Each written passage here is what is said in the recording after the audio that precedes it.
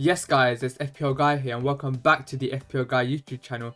How's everyone doing today? I hope you're having a fantastic day. So in today's video, you've read the title absolutely correct. I'll be sharing with you guys a Gw8 Wildcard team given to me by one of my members of the FPL Guy mini league, who is currently sitting 200th in the world and in first place in the FPL Guy mini league. So just before I share with you guys the Gw8 Wildcard team, let's actually have a look at the mini league and how it's currently standing. So Athar Dilip, who actually gave me that team, is 200th in the world, and he's actually already used his wildcard in Game Week 4, but he's kindly made another wildcard team. If he were to wildcard in Game 8, this is the team he'll go for, and I will be showing you guys that in just a moment. And if we have a look at the rest of the league, it's number 2, Andreas, number 3, Richie, all doing phenomenal. And if you guys just scroll down, if you guys see your name on this list, then you've had a very nice start. So we're still top 20k here. This is incredible, guys. And it's a good point to mention as well, if you haven't already joined the FPL Guy mini league, then definitely do so. You can find the code at the top of the screen or the auto join link down in the description, so definitely do get involved. Anyone on this list, well done, congratulations. Now let me show you guys the team that he actually gave me. So if you guys are looking to wildcard in Game Week 8, then you can definitely take some ideas from this team, because clearly this man knows what he's talking about. He's sitting at 200th in the world, and actually I'm recording this in the middle of Game Week 7, so it's Sunday morning, so we still have some fixtures to go in Game Week 7, but he's kindly given it to me quite early so I can get this video out to you guys as soon as possible. So let's start off in goal. He's gone for Ramsdale, who's actually kept a clean sheet against Brighton yesterday and is looking decent with the fixtures that he has coming up. So here he is, Ramsdale. Got Crystal Palace at home next, and then Aston Villa at home, Leicester, Watford, all looking very nice. If we have a look at his stats recently, this is his third clean sheet. He's played 4 games and he's kept 3 clean sheets in those 4 games, so that's pretty decent. And at 4.6 million, he's definitely a really good price. And then going alongside him is going to be Foster. Now obviously we're not really going to be playing him, and he may even lose his place in a couple of game weeks.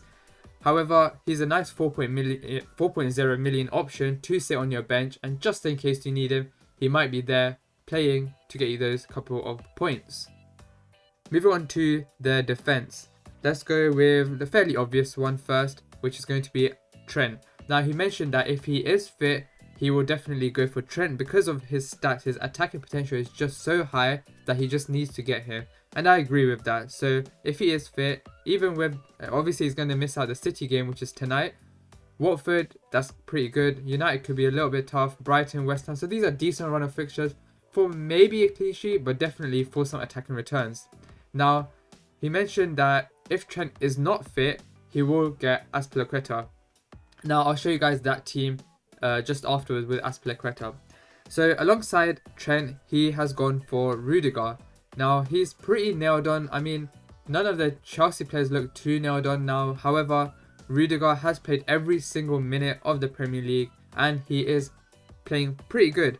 Now against Southampton, they did concede. It was a penalty, so if it wasn't for that, that would have been another clean sheet for Chelsea. So Rudiger coming at 5.8 is definitely a really nice buy, and with this run of fixtures, green, that is absolutely fantastic. Next up, we're going to go for Cancelo. This man also has played pretty much every minute, and let's see if he actually starts tonight. So as I said, I'm making this on Sunday morning. He's played every minute so far, and let's see if he starts again. And if he does, I'm pretty sure he will, but let's see. He's got Liverpool obviously this week, and then after that he's got a very nice run of fixtures. Man United, West Ham, potentially Everton being the tricky ones, but look at this run. A lot of greens, and even these slightly grey ones are pretty much green for Manchester City, let's be honest. So he is also in the team. Alongside him, we're going to get Tierney in now. So this is someone slightly different and not spoken about too much. So let's actually get him into the team. And so he's doubled up in that Arsenal defense. Now, personally, I'm not a big fan of that defense, but I can kind of see why he's gone for it. Tierney does have that attacking potential, and the fixtures are fairly favourable for Arsenal, so I can see why he's done that. And finally, the 5th midfielder is going to be a nice cheap Livramento. Now, actually, a lot of people get him just to bench him. However, if you actually watch the games, then you'll notice how attacking he actually is. He gets in the box a lot and he actually gets a decent amount of shots away. Now this assist that he got yesterday was because he won that penalty in the box. So you can see how attacking he really is. And now with this run of fixture that Southampton have got now, you can definitely play him. So there's no reason why you can't just play him in these fixtures. So let's move on to the midfield. So first of all, he's gone for Rafinha. Now absolutely, totally agree. Got a great run of fixtures and Leeds are doing pretty decent. They had a lot of shots against Watford. Unfortunately, Rafinha didn't get any points in that game. However, he was heavily involved and he will be heavily involved all throughout the season. He is their key man. Even when Bamford is back, I still think Rafinha, he's the main man creating those chances. And he's actually getting a decent amount of chances for himself as well. So Rafinha is a great pick. Next up, the obvious man, Salah. Even with the tougher fixtures, you can kind of say United, West Ham here and there. Salah is definitely going to be in any team in my opinion. And then next up, we're going to get in Grealish. Now, he isn't as explosive as I would hope for an FPL asset. However, he is starting consistently, played pretty much every single game all throughout the entire match.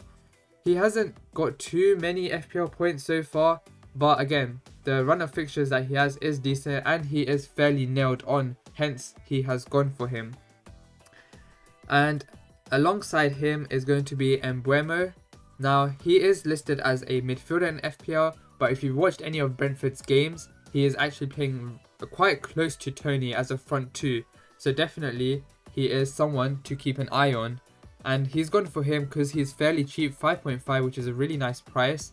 Two fairly tough fixtures. So West Ham is this game week. For game week 8, Chelsea could be hard, so he may not get any points there. But afterwards, a very nice run of fixtures. And we have seen Brentford play attacking against the tough fixtures like Liverpool. They played phenomenal. What a game that was. We did not expect that from Brentford, but they really brought the game to Liverpool. So definitely, the Brentford attack is something to keep an eye on.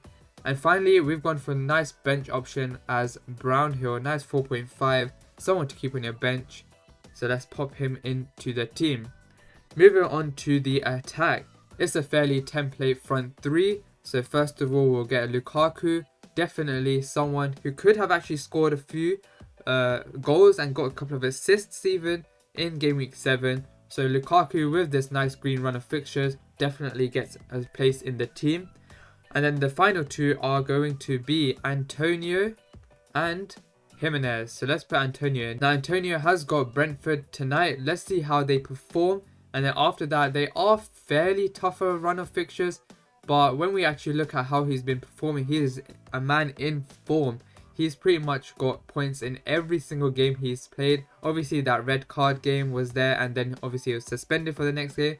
But the game right after, he gets another goal. And if he gets something again tonight, that is, I mean, this guy is on fire. And then finally, we're going to go for Jimenez. Now, Jimenez is a definite pick here because of that fixture run that they also have. And also, he provided 2 assists for Hwang in Game Week 7. He really isn't a selfish attacker like you see most of the times in quite a lot of teams. He would provide those assists in those opportunities as we saw this game week. And this run of fixtures, hopefully he can get some goals as well as assists in this time period. So let's get him in right there. Now as you can see, I am minus 1.4. That is just for my team. So that is quite an expensive team. And so obviously he did mention if Trent is not fit enough, then you can go for Azpilicueta. So for me, I can afford that. So this is something that I would look to get. Double up in the Chelsea defense, have that City defense, double up in the Arsenal defense. Livramento, definitely he can get a place in the starting 11.